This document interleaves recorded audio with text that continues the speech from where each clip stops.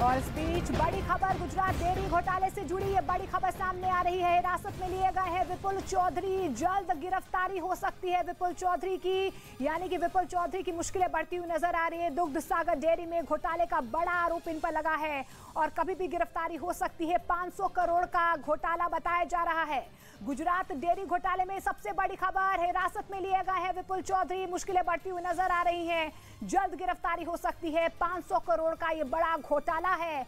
दुग्ध सागर डेयरी में घोटाले का आरोप इन पर लगा है, हिरासत में लिए गए हैं और किसी भी वक्त गिरफ्तारी हो सकती है। बिना टेंडर दिए ठेके देने का आरोप इन पर लगा है और बड़ी खबर यही मिल पा रही है कि वाघेला सरकार में मंत्री भी थे और बड़ी खबर यही है कि किसी भी वक्त गिरफ्तारी हो सकती है। हिरासत में इन्हें लिया गया है।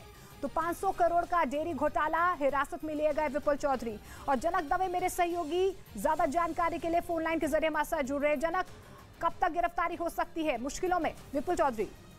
बिल्कुल मोनिका, देखिए ये केवल टेक्निकलिटीज है, पेपर पर उनको गिरफ्तारी दिखाना चाहिए। कोरोना का टेस्ट होना है, जैसे ही कोरोना का टेस्ट नेगेटिव आएगा उनको फॉर्मली अरेस्ट किया जाएगा। उनके सीए दोनों को कल रात को ही अहमदाबाद क्राइम ब्रांच और एंटी करप्शन ब्यूरो ने ये कदम उठाते उनको घर से उनको डिटेन किया था और देर रात को कस्टडी में रखा है और अभी सुबह उनकी अरेस्ट की कार्रवाई चल रही है। दरअसल 500 करोड़ का ये घोटाला है। दूध सागर डेयरी में जब वो चेयरमैन थे तो बिना टेंडरिंग के ही ठेके दिए गए। उसके अलावा 25 निजी कंपनियां बनाने का आरोप है, जिसमें किसानों की जो कमाई थी उसके पैसे हैं वो उन 25 कंपनियों में ट्रांसफर किए और फिर मनी लॉन्ड्रिंग का मामला होते विदेश में पैसे दिए गए, विदेश में प्रॉपर्टी खरीदने का भी संगीन आरोप है। ये तमाम आरोप हैं जो तकरीबन 500 करोड़ से ज्यादा का ठगाई का मामला है, जिसमें उनको डिटेन किया गया। थोड़ी देर बाद ही उनको गिरफ्तार किया जाएगा, फिर दोपहर कोर्ट में पेश किया जाएगा। शुक्रिया जनक फिलहाल इस तमाम जानकारी के लिए। तो आपको बता दें कि जल्द गिरफ्तारी हो सकती है। 500 करोड़ का यह बड़ा घोटाला है, हिरासत में लिए गए हैं, जल्द गिरफ्तारी हो सकती है।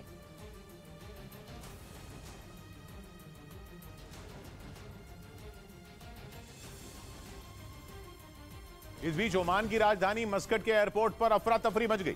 वहां मस्कट से कोच्चि आने वाली एयर इंडिया की फ्लाइट में अचानक धुआं फैल गया, जिससे उसमें मौजूद यात्रियों की सांसें अटक गईं। जानकारी के मुताबिक कोच्चि के लिए इस फ्लाइट को सुबह 11:30 बजे उड़ान भरनी थी, लेकिन फ्लाइट के टेक ऑफ करने से ठीक पहले उसमें मौजूद फायर अलार्म बजने शुरू हो गए।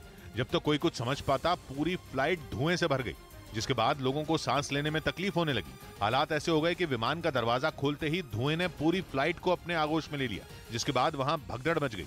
आनंद फानन में उसमें मौजूद यात्रियों को बाहर निकाला गया तो वो अपना सामान लेकर एयरपोर्ट की तरफ दौड़ते दिखे। इसके फौरन बाद आसपास खड़े विमानों को भी वहां से दूर किया गया ताकि कोई बड़ा हादसा न हो पाए। आशंका जताई गई कि प्लेन के इंजन के पास आग लगने से ये धुआं फैला, जिसमें 144 यात्रियों की जान पर बनाई। खबर लेते हैं उत्तर प्रदेश के मुरादाबाद से, जहां पर जमीन विवाद में ससुर ने अपनी बहू पर चाकू से हमला कर दिया। वीडियो भी सामने आया है, जिसमें एक आदमी हाथ में एक बड़ा चाकू लेकर जाता दिखा, जिससे उसने अपने बेटी की पत्नी पर हमला किया और वो लहूलुहान हो गई। इस हमले में महिला की नाक और कंधे पर गंभीर चोट आई। महिला को जमीन पर गिराकर तब तक पीटा जब तक कि वो बेहोश नहीं हो गई। महिला की चीख पुकार सुनकर आसपास के लोग इकट्ठा हो गए और उन्होंने ससुर के चंगू से बहू को छुड़वाया। इस घटना को वहां मौजूद किसी बच्चे ने अपने मोबाइल कैमरे में रिकॉर्ड कर लिया। छोड़ो भाई, छोड़ो, मार तो लगा यार, छोड़ो पंडित जी, अरे तुम उठो। जिसके बाद महिला को इलाज के लिए अस्पताल में भर्ती करवाया गया, जहां उसकी हालत खतरे से बाहर बताई गई। पीड़ित महिला का आरोप है कि उसके पति की 3 साल पहले मौत हो गई थी, जिसके बाद उसके देवर ने दुष्कर्म की घटना को अंजाम दिया। इस मामले में मुकदमा भी चल रहा है, जिसे उसके ससुर और देवर वापस लेने का दबाव बना रहे थे। जब महिला ने इनकार किया तो उस पर चाकू से हमला किया गया। मेरे गर्दन पर चाकू मारे, मेरे हाथ से पकड़ लिया। वहीं महिला की शिकायत पर पुलिस ने केस दर्ज कर लिया है और पूरे मामले की जांच में जुट गई है।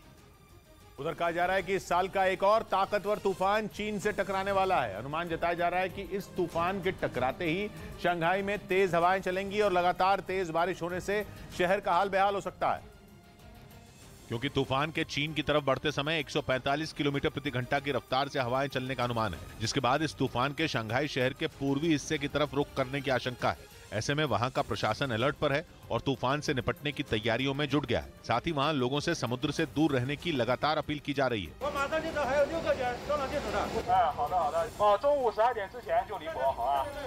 तूफान के प्रभाव को कम करने के लिए शंघाई प्रशासन ने प्लान भी तैयार कर लिया है।